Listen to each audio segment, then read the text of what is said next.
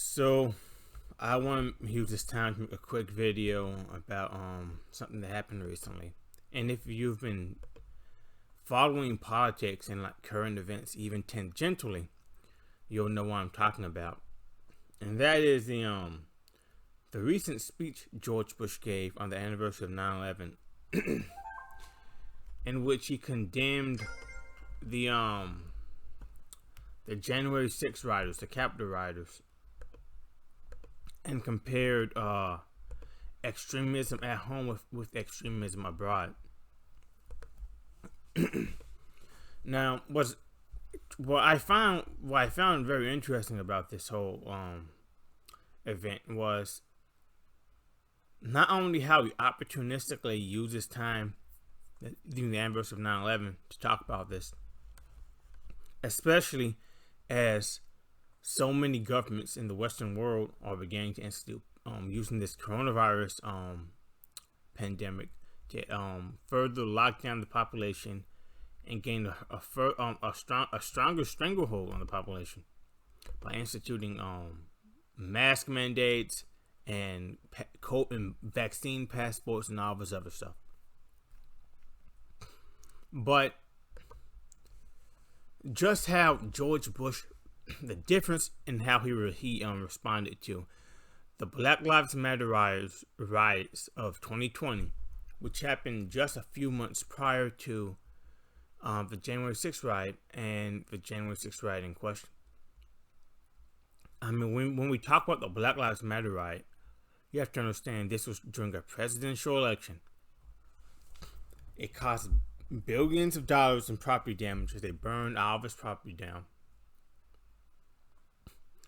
They injured dozens, killed at least a dozen people, if not directly, then indirectly. They stormed the White House, they attacked Secret Service and police officers. Donald Trump himself was forced into an underground bunker. All this extremist behavior.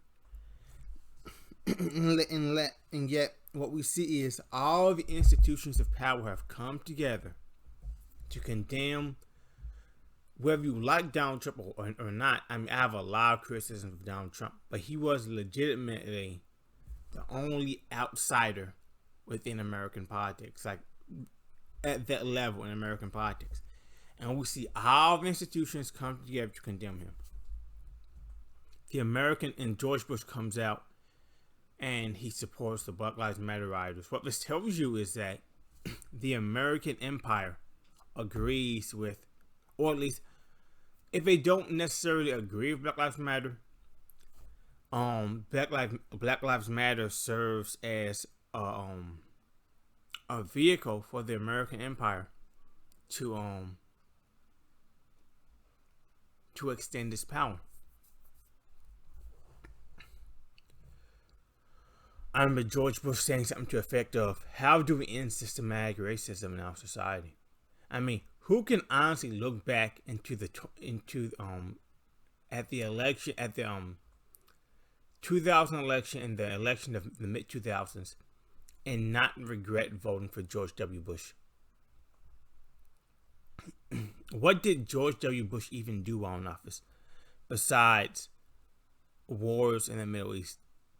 What is he known for besides the disaster of Katrina? And yet we're all supposed to solemnly watch as George Bush stands there, solemn-faced, stone-faced, give his speech about how the horrors of domestic extremism, even as he sponsors domestic extremism that supports the values of the system he created. I mean, when you see this kind of thing, who can reasonably conclude? You cannot reasonably say that conservatives in this country have fair representation.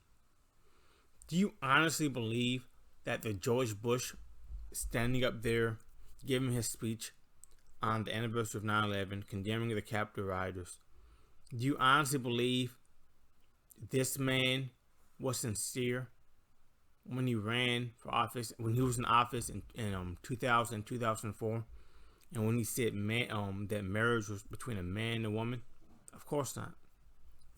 These people at the top all have the same politics. They all support although they might not say it publicly, privately they all support the same policies. They all support the same politics. If you see the values the American empire has exported on the back of the wars George W. Bush created, they've exported progressive values.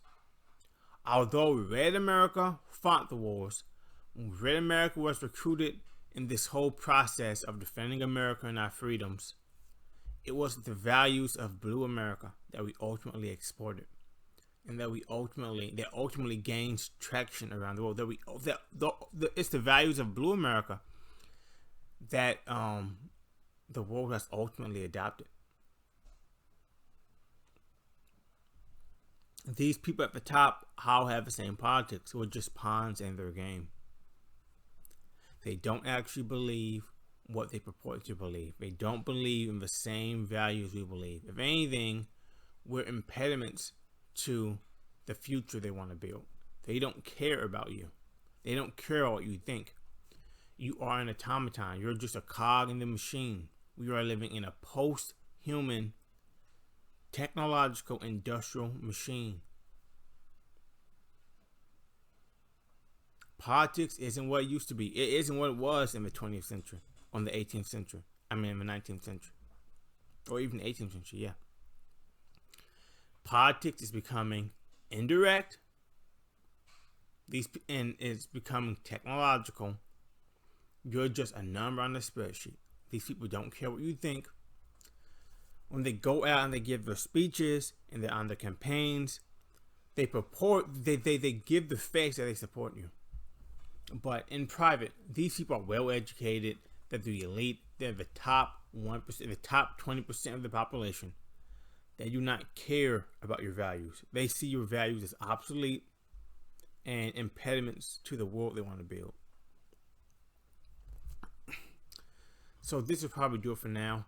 Later, I'm probably going to do a video on why I believe the Chinese system is ultimately going to be superior to the American system. I mean, you can say what you want about China and how it's an authoritarian system, but at least in China, you know who rules over you. In America, in this vast oligarchic system, this secular aristocracy that currently runs America, you never know what to do and what not to do, what values you should adopt and what values you shouldn't adopt. It's all elusive. It's ever changing. At least in China, you know you can't cross the Chinese Communist Party. You have to toe the line. You have to support Marxist-Leninism. You have to support socialism with Chinese characteristics. There's a national character there's a national character you have to adopt. In America, that national character is ever changing. In 2011, it was gay rights. In 2015, it was transgender rights. Who knows what it will be in the coming decade? This decade. No one knows. It's ever changing. Anyway, that'll be it for now.